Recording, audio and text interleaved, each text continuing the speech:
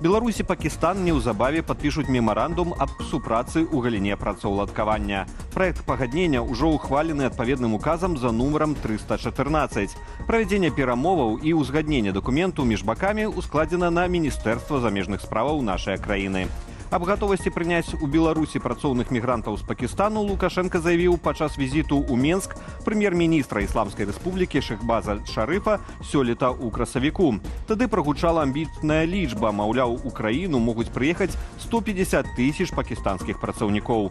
Гэткая інфармацыя выклікала заклапочанасць у грамадстве. У сацыяльных сетках людзі дзяліліся страхамі пра магчымае павелічэнне колькасці злачынстваў. Каб папярэдзіць нарастанне сацыяльнай незадаволенасці, Міністэрства ўнутраных справаў Беларусі затрымала некалькі чалавек за негатыўныя каментары пра пакістанцаў.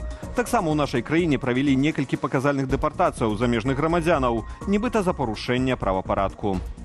Незалежнасць мусіць быць моцнаю, часам са зброяй у руках. У дзень незалежнасці ўкраіны на 1278 дзень паўнамаштабнай расійскай агрэсіі Уладзімір Зеленскі звярнуўся да нацыі. Сьогодні незалежність гартується на полі бою.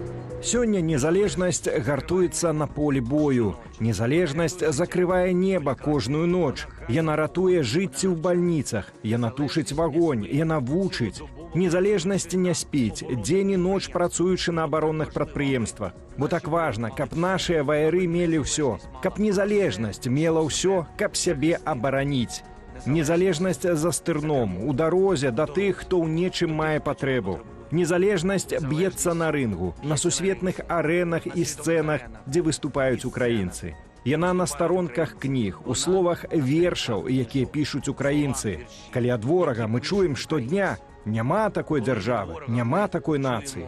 І калі мы штодня даводзім адваротнае, мы даводзім, што украінцы ёсць і украінцы будуць на гэтай зямлі, на гэтай плошчы. Ми доводимо, що українці є і українці будуть на цій землі, на цій площі. З Днём незалежнасці ўкраіну павіншаваў і Лукашенка. У кароткім паведамленні, якое апублікавала прэс-служба ўзурпатара, той запэўніў, што Беларусь застаецца адкрытую для ўкраінцаў і выказаў гатовасць да ўзаемавыгаднай супрацы і канструктыўнага дыялогу. Таксама Лукашенка пажадаў украінскаму народу мірнага неба, салідарнасці і па-сапраўднаму незалежнага развіцця. Гэткія ж словы ён агучваў у сваіх віншаваннях летась і ў 2022 годзе. Пры гэтым Лукашенка не згадваў таго, што ўварванне расійскіх войскаў у першыя дні паўнамаштабнай вайны вялося якраз з тэрыторыі Беларусі. Гэтаксама, як і нанясенне ўдараў па ўкраінскіх гарадах, ці тое, што Расія дагэтуль выкарыстоўвае паветраную прастору нашай краіны для залёту баявых беспілотнікаў. Са словамі віншавання да Зеленскага і украінцаў звярнулася Святлана Ціхановская. Яна падкрэсліла цану, якую цяпер плоціць Украіна не толькі за сваю незалежнасць, але і незалежнасць усяго свабоднага свету. Таксама Ціхановская запэўніла ў далейшым падтрыманні гэтай барацьбы і нагадала, што ва ўкраінцаў і беларусаў агульны вораг. Нямецчына адновіць выдачу візаў на падставе гуманітарных мэтаў беларусам. Пра гэта падчас дня адчыненых дзвярэй у Міністэрстве замежных справаў Нямецчыны заявіў былы кіраўнік нямецкай дыпламатычнай місіі ў Менску Міхаэль Новак. Аднак не называецца, калі праграма запрацуе зноў. І афіцыйных каментароў на гэты конт ад МЗС Нямецчыны таксама пакуль не прагучала. Паводле праваабарончага тэлеграм-каналу Сейф Гумвіза 22, які цытуе словы Міхаэля Новака, цяпер ведамствы абмяркоўваюць умовы аднаўлення выдачы візаў. Нямецчына прыпыніла праграму прыёму з гуманітарных прычынаў для абароны замежнікаў сёлета ў канцы ліпеня. Скарыстацца ёю ў выключных выпадках маглі асобы, якія знаходзяцца ў небяспецы праз сваю антываенную пазіцыю, апазіцыйную дзейнасць у Беларусі, Расіі ды Іране. З пачатку года ў Беларусі загінулі 76 дзяцей і падлеткаў. Несуцяшальную статыстыку агучылі ў Генеральнай пракуратуры. Паводле ведомства, частымі прычынамі смерці непаўнагадовых становяцца ДТЗ, утапленне, удары токам ці выпадзення з вокнаў. Як сцвярджаецца, супрацоўнікі пракуратуры праводзяць рэгулярныя прафілактычныя захады і рэйды, асабліва ўвага ў якіх надаецца належнаму тэхнічнаму стану дзіцячых і спартовых пляцовак. Аднак клопат пра бяспеку дзяцей перш за ўсё пытанне адказнасці ды ўвагі бацькоў, зазначаюць у пракуратуры.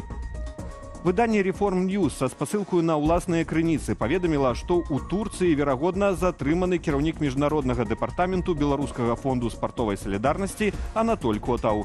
Неўзабаве паплечнікі і родныя зняпраўдзілі гэтую інфармацыю. Рэдакцыя выдання пакуль не ўдалося звязацца з самім Анатолем. До 2020 года Котаў працаваў у дзяржаўных структурах, міністэрстве замежных справаў, адміністрацыі і кіраўніцтве справамі Лукашэнкі, Нацыянальным алімпійскім камітэце і быў дырэктарам еўрапейскіх гульняў 2019 года. Аднак у жніўні 20-го на знак пратэсту супраць масавых рэпрэсіяў у дачыненні мірных грамадзянаў сышоў з дзяржаўнай службы. У той жа час з ініцыятывы спартоўцаў і актывістаў, якія таксама выступалі супраць гвалту, быў утвораны Беларускі фонд спартовай салідарнасці. Арганізацыя актыўна працавала над адхіленнем афіцыйных спартовых структураў Беларусі ад удзелу ў міжнародных спаборніцтвах і алімпіядах. Дональд Трамп заклікаў Лукашэнку вызваліць 1300 беларускіх вязняў. Але адкуль узяўся менавіта гэткі лік і які лёс чакае тых, хто ў гэты спіс не ўвойдзе, ці трапіць пад рэпрэсіі ўжо пасля магчымага вызвалення. Журналіст Белсат.eu Роман Шавель запытаў праваабаронцаў і палітыкаў пра перспектывы маштабнага вызвалення закладнікаў рэжыму Лукашэнкі.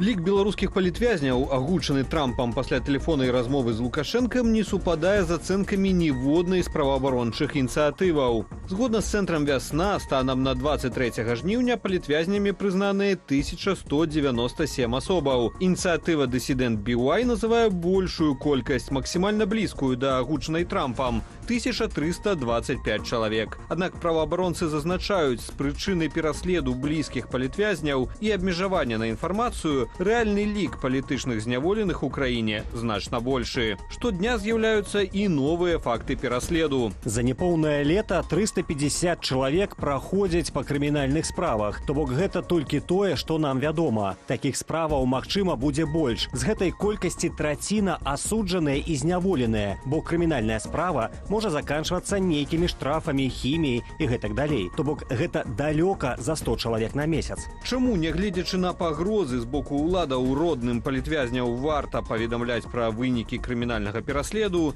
і пра тое, хто можа ўвайсці ў спіс тых самых 1300, чытайце на старонцы Белсат.eu. У Беларусь неўзабаве прыедзе пасланнік папы рымскага Льва XIV. Кардынал Клаўдіо Гуджэроці прадставіць святы пасад падчас урачыстасцяў з нагоды 100-годдзя заснавання Пінскай епархіі. Кардынал Гуджэроці, які цяпер займае ў Ватыкане пасаду прэфекта дэкастэру справаў усходніх цэркваў, добра знаёмы беларускім вернікам. З 2011 до 2015 ён быў апостальскім нунцыем у нашай краіне. Выданне Ватыкан News адзначае вялікі досвед дыпламатычнай працы кардынала на постсавецкай прасторы. У 2020-м пасярод палітычнага крызісу і масавых рэпрэсій у Беларусі Гуджэроці ўжо ў якасці спецыяльнага пасланніка папы Францішка сустракаўся з Лукашэнкам і тагачасным міністрам замежных справаў Уладзімірам Макеем. Пасля гэтага візіту рэжым дазволіў вярнуцца ў краіну мітрапаліту Тадэушу Кандрусевічу. Святкаванне 100-годдзя Пінскай епархіі адбудзецца сёлета 18 кастрычніка. Беларусы пачалі лепей харчавацца, пры гэтым выдаткоўваць на харчы меншую частку сваіх даходаў. Прынамсі, гэтак сцвярджаюць у Белстаце. Летась доля харчоў у агульным аб'ёме выдаткаў беларусаў паводле статыстычнага камітэту скарацілася ў параўнанні з 2023 годам на 1% і склала троху меней за 37,5%. Пры гэтым у рацыёне беларусаў дадаліся 2 кілаграмы мясных вырабаў, кілаграм рыбы, гародніны і садавіны на год. А вось мучных вырабаў пачалі спажываць на кілаграм меней. Ці адчулі вы на сабе гэткія змены ў структуры выдаткаў і харчаванні? Дзяліцеся меркаваннем у каментарах пад нашым выданнем. І гэта ўсе навіны станам на гэтую раніцу. Каб кожную хвіліну заставацца ў курсе падзеяў, падпісвайцеся на тэлеграм-канал Белсату. QR-код для пераходу на яго вы цяпер бачыце на сваіх экранах. Я ж з вамі развітваюся і заклікаю да актыўнасці пад нашым выпускам у Ютубе, але не забывайцеся на лічбавую бяспеку. Беражыце сябе і заставайцеся з Белсатам.